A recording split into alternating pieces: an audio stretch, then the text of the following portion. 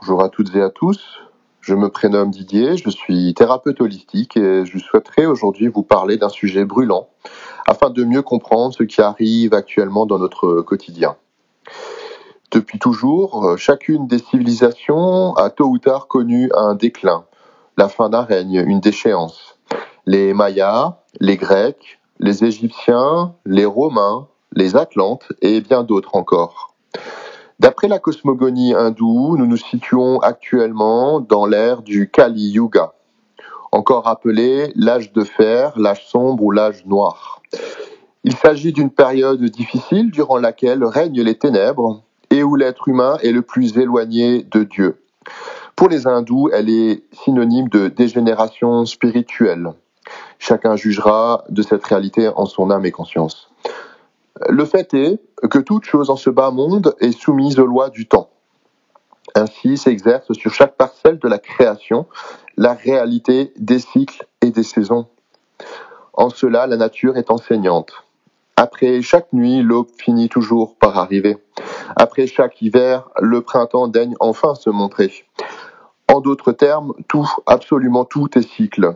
Tout croît et tout décroît. Tout commence et tout finit. Nous vivons littéralement une période apocalyptique au sens de révélation, de levée du voile. Ça n'est pas la fin du monde, mais c'est la fin d'un monde. La fin d'un monde de matière, comme nous l'avons toujours connu.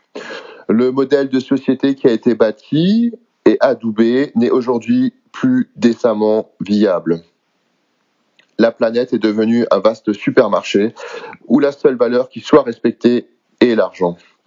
Ce monde consumériste où on nous a appris qu'avoir était plus important qu'être touche à sa fin. Faire des études, trouver un travail, acheter une maison, fonder une famille a été un modèle de réussite matérielle, mais jamais spirituelle.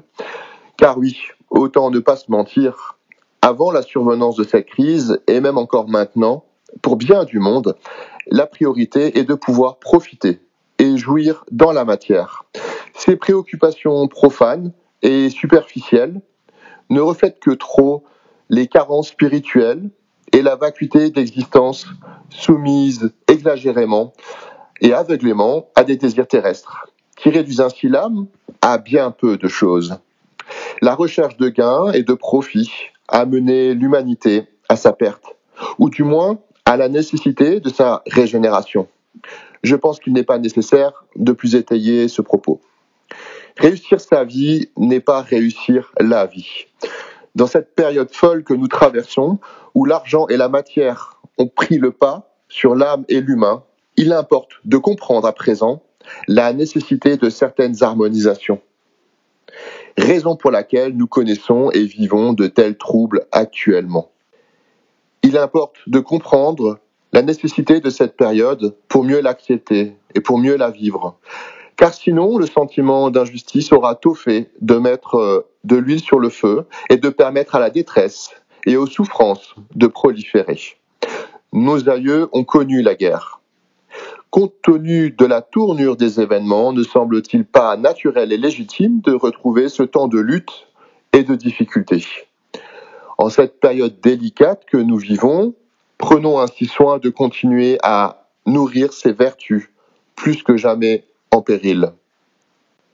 En persévérant à manifester des contreparties au chaos ambiant, nous contribuons ainsi assurément à l'effort collectif, indispensable, pour vivre au mieux cette transition des plus compliquées. Tâchons de ne pas tomber dans la facilité, la tentation de la division et du conflit.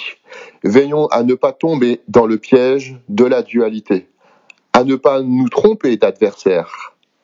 Car depuis toujours, le mal divise pour mieux régner. C'est même à cela qu'on le reconnaît. Baudelaire n'a-t-il pas dit « La plus belle des ruses du diable est de vous persuader qu'il n'existe pas ?»